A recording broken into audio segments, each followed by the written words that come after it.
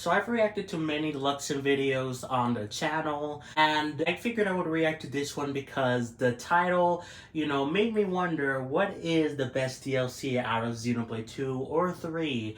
I kind of want to talk about my perspective, but first and foremost, I should say that I am still really behind on Luxin videos. This is the earliest one that I haven't watched yet. Like all the videos before this one, I have watched them, but this one is 2 months old, and there's like 5 Xenoblade videos after this one. So I'm still really behind. I figured I would react to this one, and then probably for the other Luxin videos, I'll watch them on my own. If you want to check out the original video, link will be in the description below. But I do want to talk about what is the better DLC, at least in my opinion. Now, I did not really experience Xenoblade 2's DLC, besides the release of Torna. I do remember that, even though I wasn't a Xenoblade fan at that point. But like the other stuff, I didn't really pay much attention to. While with Xenoblade 3, I did follow every single release. The first wave I did not get to experience, or technically I guess the first 2 waves, because the first wave came out when the game released. It was just some items or whatever, like some nothing stuff. And then wave 2, I couldn't afford the DLC until like a week later or 2 weeks after it came out. But basically, I still followed the news cycle, and then like the last 2 waves I did follow for Xenoblade 3. And God, this is really hard because I don't know. And there's many ways that Xenoblade 2 has the better DLC because you have more content in the game itself. Like you added, I think this was free, but you added like a new difficulty thing, but that came alongside the DLC.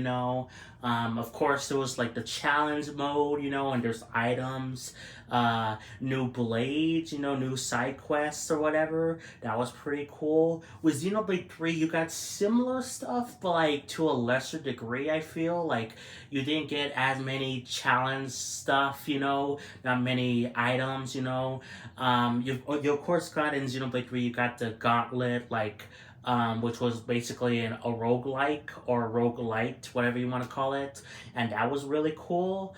But overall, it was way lesser compared to Xenoblade 2's. But this is where the tables turn, because I feel like Xenoblade 3's, main story DLC is 10 times better than Torna. In fact, I kind of feel like Torna is overrated, dare I say. Like, Torna is still good, but Torna is kind of, I don't know, a little bit overrated, I feel. Like, there's a lot of fluff to it. And Xenoblade 3's, Future Redeemed DLC, there's no fluff in it, and it's it's one of the best games ever made, in my opinion. It was technically my favorite game of 2023, even though it's a DLC, but it's technically its own game too. It's 20 hours long or whatever. So yeah, that's where the tables turn.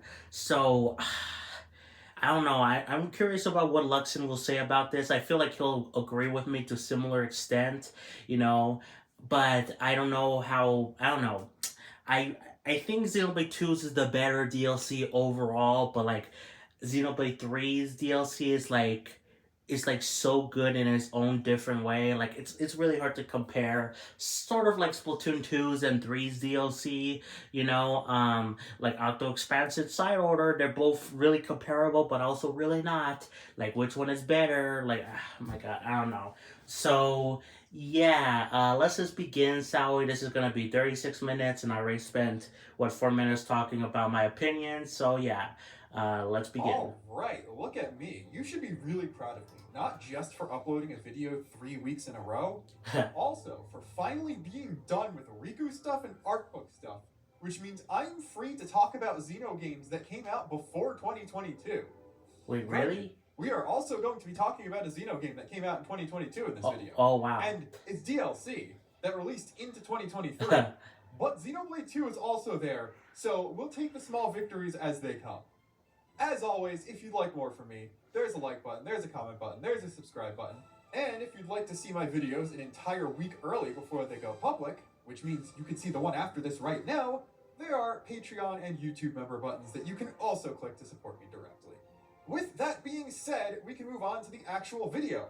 Except, I don't get to say something that's become my catchphrase recently because this video will only contain spoilers for Xenoblade 2, Xenoblade 3, and their respective DLCs, and will not cover story content beyond what's shown off in trailers for them. There will be more gameplay spoilers that extend beyond that, but I don't need to talk about plot here, because another big Luxin first! This video isn't even about lore, and it's barely about gameplay. We have entered the realm of some weird third thing, and really the only way I could properly describe this is, I guess it's a retrospect spiritual successor to all my patch reviews which I made for both of these games, and kinda the capstone on that.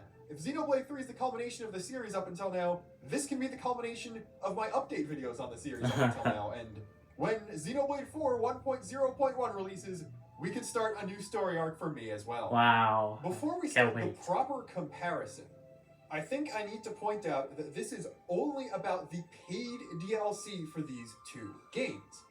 Both DLC passes of which I absolutely consider worth your money. Despite their short length, Torna and Future Redeemed are both considered some of the best entries in the entire Xeno series purely on a quality content to playtime ratio, and I can't really think of a world in which either of them is not worth the $30 MSRP of the expansion pass for each game on its own. I fully agree. I'm not going to be taking any free updates into account for these comparisons, nor will I be factoring in the quality or amount of content in either expansion campaign. In effect, I am only reviewing each expansion pass up until the update before the final one, which includes the actual expansion storyline. Oh. I know the new story campaign is the main draw for most people buying the DLC pass, but you're still paying for all of the other content when you buy that, so I think it is worth reviewing both passes on the merits of that content as well. Interesting. That being said, this wouldn't be a me video if it were short, so I am going to talk about the free post-launch content as well. I think it's fairly evident now, 6.5 years later, that Xenoblade 2 was barely finished when it first released, so you're gonna see more free updates to 2, largely containing things that were supposed to be in the game on release, but it was rushed. And since the release date was probably set in stone by Nintendo, and Monolith Soft hadn't been doing crunch for over a decade by then, they released what they had, and instead of delaying the full release of the game or crunching to include stuff, would then include things that were obviously intended to be in the game from the beginning in post-launch updates. Not gonna lie, I feel like he should talk about the story stuff. Maybe he'll bring it up a little bit, but it is interesting. I did not, if you're just comparing, like, not the story stuff, I feel like Xenoblade 2 kind of solos Xenoblade 3's story thing. Like, that's just my opinion. But again, I guess we'll see what Luxin says, or if he does even bring up the story stuff, which I feel like he will to some extent. One patch that primarily included the ability to receive expansion pass items, which makes sense, as there was technically day one DLC for both games, which was simply a bunch of free items to help you on your playthrough and nothing really substantial, as they were probably still working on the actual DLC content.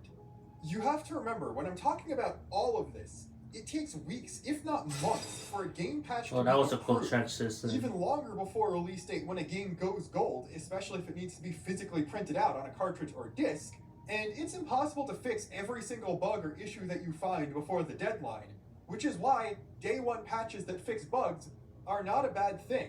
They primarily consist of things the developers knew about that they couldn't have in time to get it put on the physical media, but still were able to fix before the actual release date. That being said, here is where Xenoblade 2's pseudo-unfinished state immediately rears its head, as it includes 2 additional menu options. The first one is the event theater, and the second one is the Japanese voice track, both of which were included on cartridge with the physical versions of Torna Definitive Edition and 3, suggesting that those were not intentionally left out. Another kind of funny thing about the day one update, Xenoblade 2's was legitimately day one. Xenoblade 3's was day -3 for some reason. I'm gonna be real, I hope that didn't affect anyone. That patch released the same day the review embargo lifted. So, if you had an early copy and were actively still playing it to make your review when that patch released, I really hope that not only were you compensated for your work, but that patch found you having already completed your review and simply playing the rest of the game on your own time, or you never had a strict deadline of embargo day in the first place. After release, the only new free content Xenoblade 3 received was 2 updates, both of which releasing after the DLC concluded, adding support for first the Pyra and Mithra and then later the Noah and Mio amiibos. These do count as free content drops, as while you can purchase amiibo and pay to win to just scan them and unlock stuff for free, pay to win. an NPC has been added that will also unlock the items for you, which if I you did complete certain manually. criteria It within took the a game. while. So these are earnable without spending any additional money. Granted, all of the Noah and Mio outfits already existed for the purpose of cutscenes and menus, so they're really just unlocking things that were technically already in the game, just not available to players. But really, the only big problem I have with this is that it took like a year and a half after the game released for these to be added. All 8 of those outfits are the kind of thing that a lot of the classic JRPGs the Xenoblade series is inspired by would include as some sort of bonus you can unlock in game. But from even if it was just like one of the first or completing some big waves of DLC DLC. And It's weird that they didn't come sooner. There are 2 sets of items, one from Noah and one from Mio, one of which requires beating a strong super boss, and the other of which requires a big grind that's best completed at endgame. So really, my only problem is the big time delay on this stuff. As for Xenoblade 2, on the other hand, basically every update with this game included some substantial quality of life improvement. They're all good, and I'm sure the rushed release prevented some of them from being added in the base game, or from them having the ability to gain feedback from testers that would make them think of some of this stuff before receiving feedback from the general public, but I'm not going to talk about them. What I am going to talk about are new core features. For example, in patch 1.3.0, which released 3 months to the day after the game came out, New Game Plus was added, as well as an optional easy difficulty. Granted, Xenoblade 2 is the first game in the series to include an easy difficulty, but Xenoblade Definitive Edition and Xenoblade 3 after it came with the difficulty slider day 1, so I do think it's pretty obvious that like New Game Plus, this was intended to be in the game from the beginning. In 2's very big favor though, its New Game Plus is significantly better than Xenoblade 3. Oh yeah, very much so. 3's is literally just a New Game Plus, doing the exact bare minimum for that kind of thing that Chrono Trigger did when it invented the concept in 1995. Which is so disappointing. Except without even the option to go for a different ending. 2's New Game Plus includes a new upgrade tree for every party member. That's that cool. includes a special ultimate mode for one of them. An ultimate move for one of your blades that couldn't use it in the base game for story reasons. The ability to disengage story blades from all of your party members, meaning you can now also send those blades on merc missions. Which is so cool. The ability to decrease as well as increase your party members' levels, and then spend the bonus experience you got from either doing quests or decreasing level on various items, including items that will add an additional accessory slot to all of your party members, and the ability to recruit 7 characters who are antagonists in the story as rare blades. The only one of those features that Xenoblade 3 includes is the ability to level down. But in 3's case, it's not even a New Game Plus exclusive, you can do that in your regular file as long as you've beaten the final boss with it. In a point against both games, this level down option should have been in regular New Game straight from the start. Oh, I agree with Selling that. bonus experience in 2 should definitely have stayed a post-game or New Game Plus additional feature, but everyone loved when Xenoblade 1 Definitive Edition let you level down from the start, despite that game being the only one in the series that heavily punishes you for being underleveled, and then they just didn't include that as an option in the next game 2 years later. That's weird. While Xenoblade 3 does not have any New Game Plus content, it does have some post-game content, as 2 additional heroes, that game's equivalent to rare blades, are available only after clearing the main story, which provides 2 new classes to the party members. This is one case where Xenoblade 3 100% has 2 beat, as in the patch after New Game Plus was added, 1 new rare blade, Telos, who can only be obtained after clearing the main story, was added to the game alongside some DLC additions, and she does not have a new weapon type, so effectively she does not provide a new class to the party. Thus, while Xenoblade 2 has 35 rare blades, not counting any of the required story ones prior to the DLC releasing, though admittedly 7 of those are New Game Plus exclusive and 1 of them is post-game exclusive, it only has 23 weapon types. Xenoblade 3 has 19 heroes, including the 2 post-game ones pre-DLC. But when you include the 6 party members, you have 25 classes. Additionally, while Xenoblade 2 has 23 weapon types, a lot of them cannot be used by every single character. 3 of them are exclusive to Tora, and Tora cannot use any weapon types other than those 3. And on top of that, another 5 have restrictions based around party members. And while all 7 new Also, I'm sorry that this is like blades are blurry. Well, for a few reasons. One, I'm sorry this is blurry, and 2, I'm sorry I'm not talking much. So just because I kind of want to listen to the video. Also, I was kind of confused. I mean, I knew what Luxin was saying, but at the same time, it's like a lot of to comprehend. It's a lot of stuff to comprehend in my mind, so I am very slow. So I apologize. for new weapon types, only one party member can equip each blade at once, so you can't double up on them. Which means there are only 8 weapon types in the game that all 4 of your non-Tora party members can use, and that you can have multiple party members use at once. Compare that to Xenoblade 3, where once you have everything unlocked on everyone, you can make your party any combination of the 25 classes in the game, And then you can make include a hero more or an additional characters to that. representative of one of the Be 19 that classes class. that doesn't belong to a party member. While different rare blades have different abilities, meaning they're better for certain party members or provide a different take on that weapon type, 3 does have so much more customization, even if it looks like 2 has more class-related content on the surface because of the pure amount of characters. Yeah. While yes, there are less characters you can have join your party in 3 compared to 2, basically every piece of dialogue in the 2 quests each hero gives you is voiced compared to barely anything in the Blade side quest. That's good, yeah. So I And think that does... and each rare blade only having 1 quest as opposed to most of the heroes having 2, yeah. even out in terms of total voice lines. One additional criticism of Xenoblade 2's that you could make that I don't really think is valid is pointing out that all of the new weapon types added across both New Game Plus and the DLC are clones of existing weapon types. This is true, but really only from an auto attack animation perspective. In addition to all of these blades having skills that blades with the source weapon type that their weapon was cloned from don't have, therefore making them play differently, they also have a different set of arts on each character compared to the source weapon type, which, while yes, you do have to level those up separately, allow for a different play style that character might not have initially had access to. While yes, a lot of arts a character has on a cloned weapon type are similar to the arts that same character would have on the source weapon type, most of the clone weapons are also in a different role than the source weapons. So you could have the same utility in terms of arts, while also building your character stat-wise in a different way too, allowing for more customization. The only real downside to any of this is that, again, you are locked to only 1 party member at a time having access to these classes. At this point, I'm thinking that perhaps I shouldn't have said the free update stuff was going to be a small section, because we are now free to start talking about the DLC.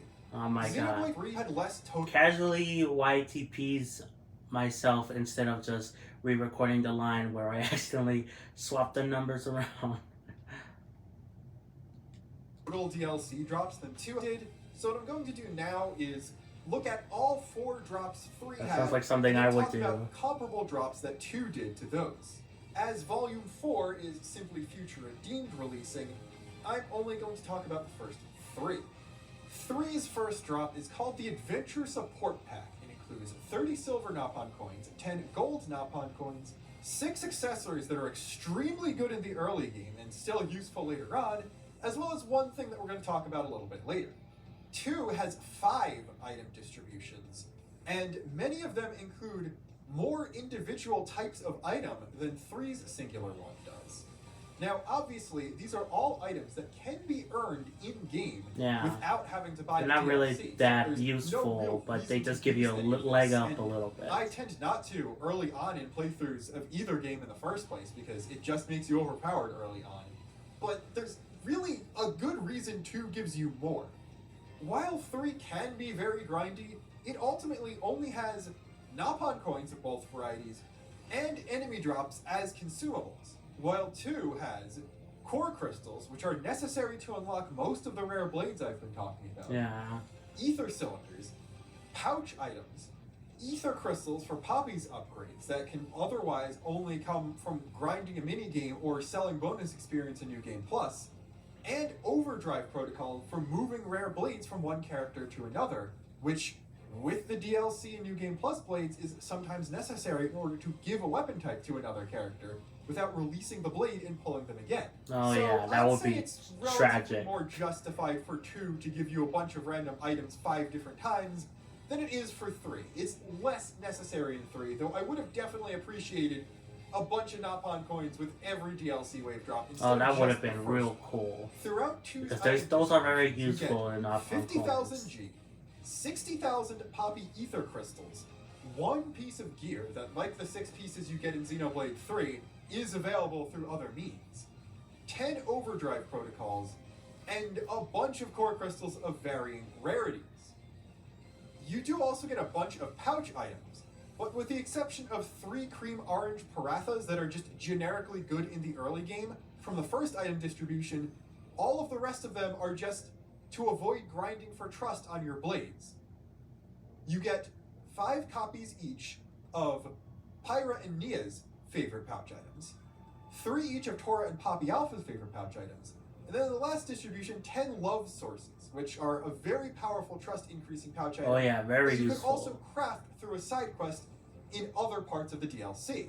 So, the vast majority of stuff you get in Xenoblade 2 is to mitigate grinding or for modes of gameplay that just don't exist in 3, so there's no real reason for players of 3 to be given an equivalent for it. 2 needs players to have more stuff handed out to them than 3 does, and ultimately you don't need any of this stuff in the first place, so there's not really a lot to complain about 3 getting a lot less. The way I like to put it is that Xenoblade 3 takes a lot less time to 100% than Xenoblade 2, but it has an equal or greater amount of meaningful content when compared to 2, because a lot of 2's stuff is just grinding core crystals, grinding affinity, or grinding merc missions. So in addition to having more systems you can give out an item to decrease the grinding for, it also just has more stuff in it that would make you think you were grinding and potentially be a pain point for players, so there's a good reason to give out more stuff to mitigate that. Xenoblade 3 gives an additional thing. That is, of course, the first set of alternate costumes for the game's main cast. Yeah, which is Instead of talking about each set of alternate costumes on an update-by-update basis, I'm going to talk about all of 3's alternate costumes at once. This first set that came with the first wave of DLC is simply a recolor of every character's outfit in their default class. With Wave 2 of which DLC, is boring, each but of the okay. 6 characters gets a swimsuit, as well as a recolor. Let's of go! that. Each character gets another new outfit that's a reference to a character from either And that's Xenoblade really 1 cool, or too. 2, and an alternate color of that. This is a total of 5 alternate costumes for all 6 of the main characters, with 2 brand new models made for each of them. Throughout Xenoblade 2, there are 12 characters that get alternate costumes, but in addition to it being in a different formula than Xenoblade 3 has, there's also an uneven distribution. 7 of these 12 characters simply have 2 recolors of their default outfit, some of which are references to past Xeno games, and 1 swimsuit. Included in these 7 characters is Mithra, who has an additional free costume based on her appearance in Super Smash Bros. Ultimate that's available in both the main game and Torna the Golden Country. Tora has 2 recolors in a swimsuit, but his recolors both technically include new assets, as one of them changes his mohawk, Oh yeah, and that's the other really cool. swaps out the wrench in his tool belt for some kind of steering wheel with a skull on it. Plus he looks like a Dromark panda only or has something. 2 recolors and no swimsuit. Pyra has 2 recolors and a swimsuit, as well as a 4th costume that's simply an outfit she wears during a small portion of the story, though this can only be reobtained via DLC, unlike the amiibo rewards in Xenoblade 3. Which is kind of Poppy dumb. gets 3 recolors and 1 swimsuit across her various forms, and 1 spoiler character has 3 recolors and no swimsuit. All of this taken into account, Xenoblade 3 has 12 new models and 18 recolors for a total of 30 new costumes across 6 characters, while Xenoblade 2 has 28 recolors, 10 new models, and 1 story outfit for a total of 39 alternate costumes across 12 characters.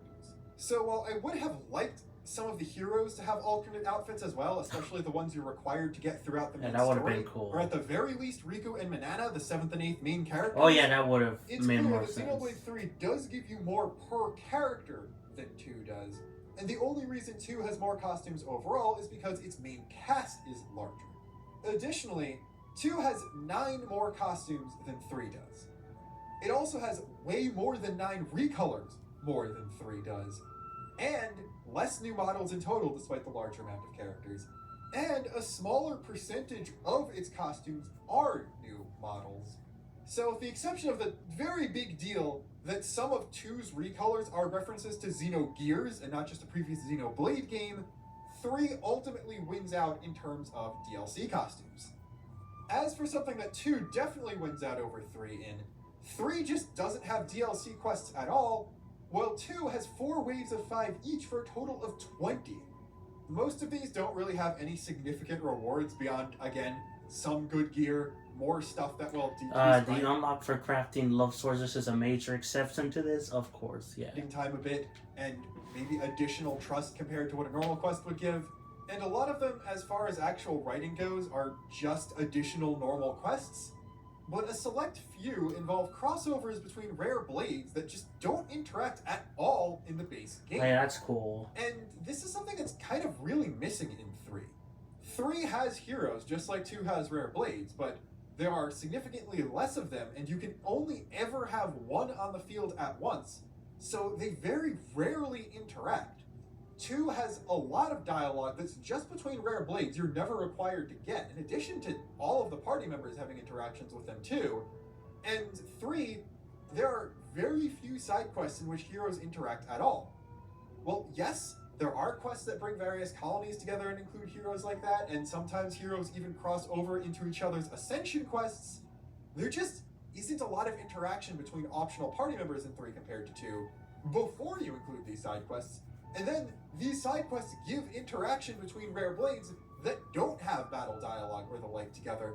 So it's just more flavor in building these cool characters, which is partially the reason why I think 2's rare blades are more iconic than 3's heroes overall. Yeah, I kind of agree with that. Which means it would be easy to dilute that iconicness with a lot of boring ones. I kind of do like the rare blades more. Although I do like, I think I kind of do like the rare blades more in terms of characters, design, all that stuff. But in terms of how you get them, I think Xenoblade Xenoblade 3 is way better. Just because, you don't have to, pull core crystals, and like you could potentially get a rare blade, or you could get a common one, and you could have to keep grinding over and over again. So yeah, I just kind of would like them to like mix, mash them up, combine the uniqueness of Xenoblade 2's, but like the easiness of Xenoblade 3's, I guess, on obtaining them. Ones that are unique blade interactions exacerbate a problem that base 2 to base 3 already had, and 3 doesn't rectify at all in its DLC. We can now move on to Xenoblade 3 DLC Wave 2. This and Wave 3 follow the exact same formula. They include one new hero who can just be obtained by completing a hero quest out in the open world after getting to the necessary area to unlock that quest, and one half of the challenge battle mode. We are going to talk about the new heroes specifically and then move on to challenge battle. Wave 2 brings Ino and the new Naponic champion Agni and Tank class, and Wave 3 brings Masha and the new Kavesi healer Lapidaris class. Both of these fill up holes in the base game's roster, not only adding new support classes, but also giving support classes to Kavesi and Agni and arts that were lacking before, and each of these heroes has a unique gimmick. Ino has Ino Swap, a reference to Poppy Swap from Xenoblade 2, that's basically an extra upgrade tree that allows you to boost her capabilities. Unfortunately, this only boosts her as a hero when she's added to the party, and not any character that has been swapped into the Naponic champion class, but it is still more content than a normal hero would have. Masha, instead, comes with a unique accessory crafting system that, when enough time and effort is put into, can actually give you better stuff than you can get anywhere else in the game. Unfortunately, most of the effects on these accessories are just strictly better versions of ones that already exist in the base game, and for the most part, they only exist to patch up skill issues, as all of the content, including the first half of Challenge Battle mode, that released before Masha did, is easily clearable without this stuff, and it's not really super necessary to get through the second half of Challenge Battle. Also, it's kind of a lot of grinding. It's not very necessary to fully enjoy all of the other content in the game, including the new hard DLC stuff that was added in the same patch as Masha. I do hope something like this returns in a later game, but the way it was implemented isn't even necessarily bad here. It's just the challenge of the rest of the game isn't scaled so that you really need to make much use of this feature in order to get through it. Both of these heroes have a regular hero quest to first unlock them, as well as an ascension quest that happens later on in the story to upgrade both them and their class's level cap to 20. And lastly, both their characters as they exist and the content of their side quests do provide a bit of fan service for Xenoblade 2 specifically. Speaking of Xenoblade, as opposed to 3 giving you 2 heroes, 2 gives you 3 blades. Funnily enough, the first blade, just like Ino, is a robot and a tank and associated with Nappa. This, of course, is Poppy Buster, who also has the unique distinction of being the most accessible light element blade in the entire game. There are only 6 blades that can have the light element in the entire game, as common blades cannot have it. The first is Mithra, who is locked to Rex and locks behind the story. Yeah. The second is Cosmos, who any driver can use, but she's the hardest rare blade to pull in. Oh, yeah. The third is Poppy Buster, who is a generic weapon type and can be reassigned to any of the 4 driver party members as you see fit. The fourth and fifth we'll talk about later in the video, and the sixth is an option for one form of regular Poppy that's locked behind a whole lot of grinding. The downside is, of course, that Shield Hammer is the worst weapon type in the game, and Poppy Buster is a regular Shield Hammer, not a buffed clone, so make of that what you will. Poppy Buster's quest involves an expansion of Tora's story and character arc, and as Poppy Buster is simply a robot and artificial blade designed to be linked to a normal driver, it can be reassigned to any driver at will after being unlocked and does not require a core crystal. The other 2 DLC blades, you simply get a core crystal in your inventory that you can then use to awaken that blade on whichever driver you choose. Yeah, like a specific one for them. Overdrive protocol in order to reassign them to a different driver. The second blade is Crossette, a fire element bitball and one of the best healers in the game. Her side quest is an expansion on Pyra's character arc, and she comes with a unique field skill for food crafting similar to Pyra, though she can make different items. The third of these blades is Corfin, another light element, and also the only one to have a new weapon type, being the Uchigatana. It's probably the least interesting clone weapon though, as it is very similar to the base Chroma Katana, and the arts it gives characters are virtually identical to the Chroma Katana ones, with 2 key differences. One is that it has a few different positional arts, and the other is that every character gets a smash art with it. Now, one character already gets smashed with Chroma Katana, but smash is still the rarest part of the blade combo, and this basically allows you to give whichever character you want an additional access to smash regardless of what other rare blades you pull on them, as well as a powerful light element blade. So he's good and useful, but in terms of brand new weapon classes, probably the most boring. His side quest primarily revolves around Rex's character. I honestly can't think of a good way to compare the DLC heroes with the DLC blades in this case, as they serve different purposes, and ultimately, each hero contains more unique content compared to each blade, just in terms of getting them up to speed with the rest of your characters. We can't quite move on to Challenge Battle Mode, because Xenoblade 2 has an additional feature that 3 does not. 2, in the same update that gives you access to Poppy Buster, also includes new difficulty levels. Oh yeah. While Easy Mode was added for free, Hard Mode, called Bringer of Chaos in 2, is only exclusive to the DLC, meaning you have to pay for a harder version. Oh really? I did not know that actually. And on top of that, there's a custom difficulty option. I missed the custom, man. Of a ton of settings as you see fit, allowing you to go easier than easy, harder than Bringer of Chaos, or to make it difficult but fun in whatever way you so choose. Now, Xenoblade 3, like a normal video game, launched with easy and hard by default, but despite data miners finding data that would point to custom difficulty being Oh in the game at yeah, some but point, they did it it. was never added as part of the DLC. That's so sad. So this is a major feature that Xenoblade 3 completely lacks, but 2 has. Now though, and for basically the rest of this video, we talk about challenge battle mode, and at least as far as the first wave of each is concerned, Xenoblade 2 once again blows 3 out of the water. Both 2's challenge battle and the time attack mode of 3's challenge battle involve taking a pre-made party and going into battles against different waves of enemies with various restrictions or themes. 2's version started with 24 fights, while 3's started with 18, and a lot more of 2's have a unique gimmick, including but not limited to fighting through a gauntlet of Napon from throughout the series at that point. Yeah, that as was Tora, cool. Playing through a cutscene, the only time you're able to control Jin, keeping an Aspar alive long enough for it to shed its skin and level up a ton, and fighting super bosses at such ridiculously high levels that even Xenoblade 3's built-in feature to rematch them from their tombstone at a higher level can't achieve. 3's fights are more in line with the 10 challenge battles added to Xenoblade 1 in its definitive edition, as both are called time attack. Yeah, which is kind of disappointing. Your score is to clear the fight faster, as opposed to Xenoblade 2's version, where you can get more score by doing basically stylish things, defeating more enemies or completing blade combos. While some of the combinations of characters you fight are interesting and make for engaging fights, 3's time attack really only has one mission that's particularly a standout in terms of being unique, and that is the one based around the Soul Hacker class.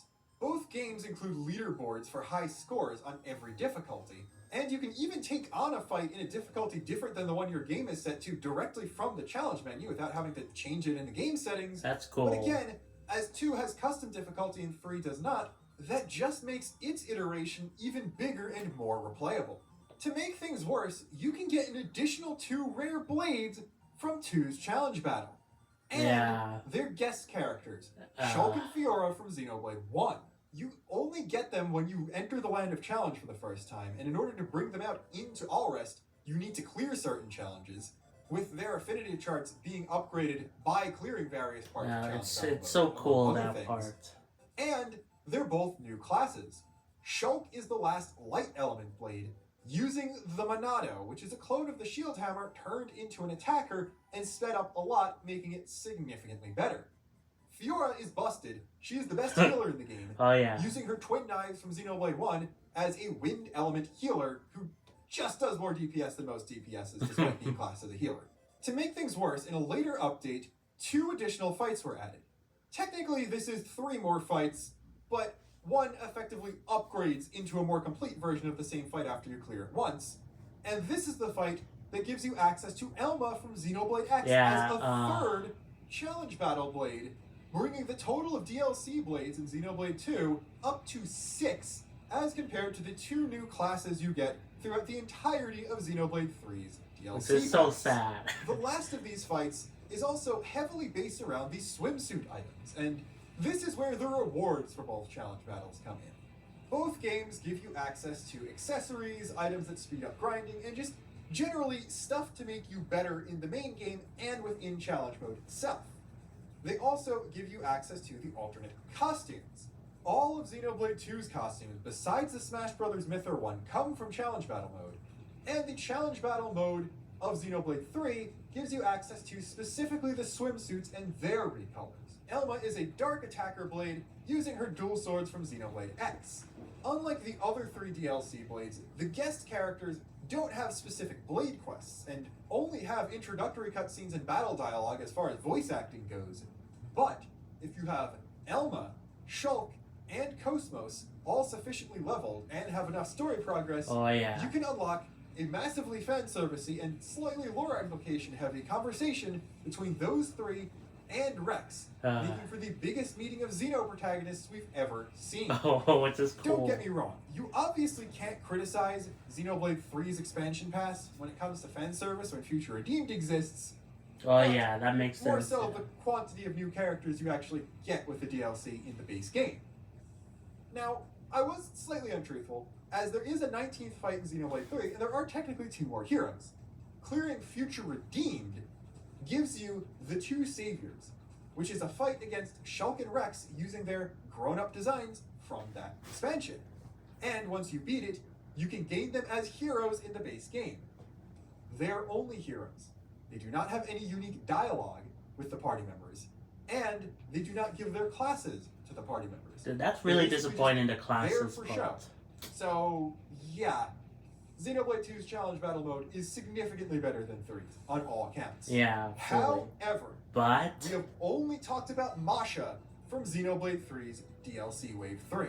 Because remember how I said that Time Attack is only one half of Challenge Battle Mode in 3? Yeah, this is where... Well, the other half is Archsage's Gauntlet in roguelike mode.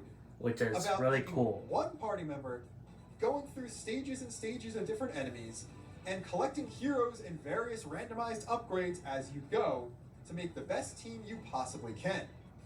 Were you looking for replayability? Were you looking for additional difficulty? This is where you'll find it. Yeah. It exists. It's just not in Time Attack. This mode also grants you an entirely separate set of rewards to Time Attack, including the additional throwback costumes. So, Xenoblade 2's costumes, they all came from the same place. There are 3 different sets of costumes in 3, and you get them through different things. And there are also amiibo costumes that you can get just through the base game. I know a lot of high-end players who were very disappointed about 3's Time Attack, only to have their opinion of the challenge mode completely turn around just by the existence of Archsage's Gauntlet. But yeah, and ultimately, similar to now me. that we find ourselves near the end of the video, I think what I expected to be saying at the end of this is not what I'm actually going to be saying. I was expecting to be like, yeah, when you ignore the items and the actual expansion story, 2 gives you so much more in its DLC pass than 3 does, but the more I think about it, the more even they really are, all things considered. I'm not going to give a definitive answer as to which is better, especially because, well, we're ignoring Torna and Future Redeemed, and those are massive parts of both of those passes. Yeah. But I'd say it's a lot closer than I ever expected it to be when I first thought of making this video. So, I learned a bit with this, and I hope you did as well. I did. Until next week, this is Luxin, signing off.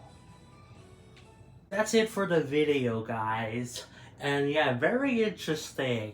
One, I did not expect him to not even talk about Future Redeemed or Torna, like, at all, really. Just looking at them based on it, you know, its own merits. And yeah, I still think the edge goes to Xenoblade 2, at least in terms of everything else besides, you know, the main story thing.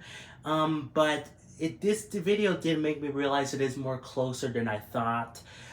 In a couple ways, you know, the characters, the customization, you know, they're different across the games, you know, and then of course with the challenge battle, I think Xenoblade 2's challenge battle is better, but the Sage stuff, like, you know, the roguelike thing is like really heckin' cool. So yeah, it's more even, but I still think I gotta say the edge goes to Xenoblade 2, again, in terms of the main stuff besides the story, you know, expansion. If you're including the story expansion, I think Xenoblade 3 is better, but they are more comparable than I thought. So, yeah, before we go, let's look at the comments, shall we?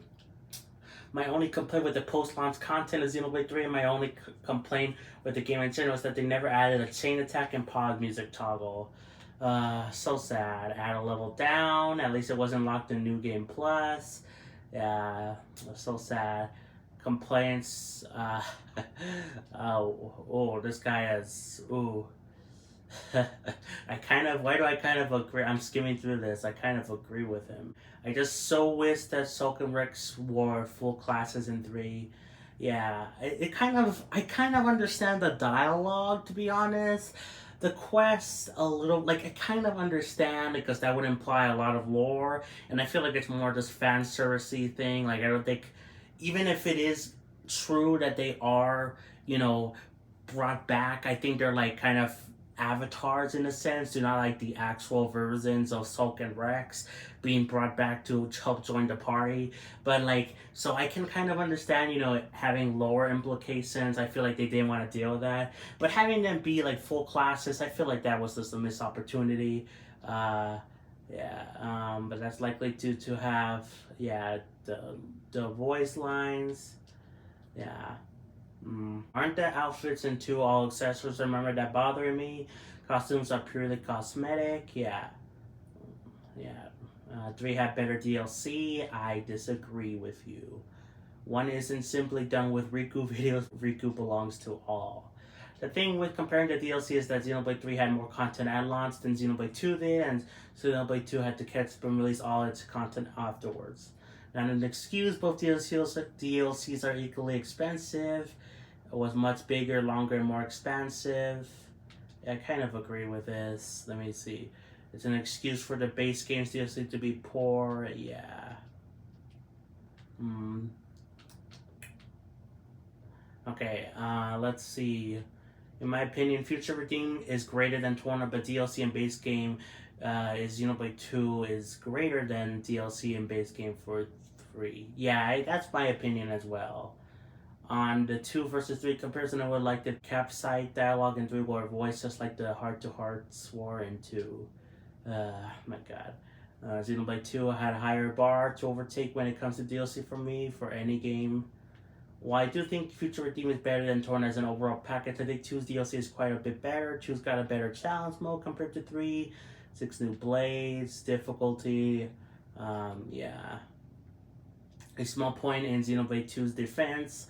While 2 has less unique weapon classes, those weapons that can be equipped on all 4 drivers have different animations. These are the same animation for each weapon, as you might expect. Outside is that you obtain rewards just for getting a decent rank. You have to spend the Nopon stone you earn. Yeah, I guess. Yeah, this was a good video. I'm gonna give it a like. I liked it. So again, if you want to check out the original video, feel free to check the description because that's where the link is. But otherwise, guys, that's gonna be it. Also, here's the videos that I haven't watched. So I haven't watched this one. I'm not gonna watch this one or this one because they're not Xenoblade stuff. I'm sorry, fake fan, you know. I don't watch the non-Xeno related things, and then there's this one. So there's technically 3 videos left that I need to watch. These 2 I don't really care about. But yeah, I still got a ways to go, and you know, these are still relatively long, especially this one, you know. This is 20 minutes, this is almost 30 minutes, and this is like what, gonna be almost 2 hours. Oh my god. So yeah, that's gonna be it for me. I hope you enjoyed this video. If you did, be sure to like and subscribe, play some Xenoblade, and I'll catch you guys next time for more. Peace. Bye everyone.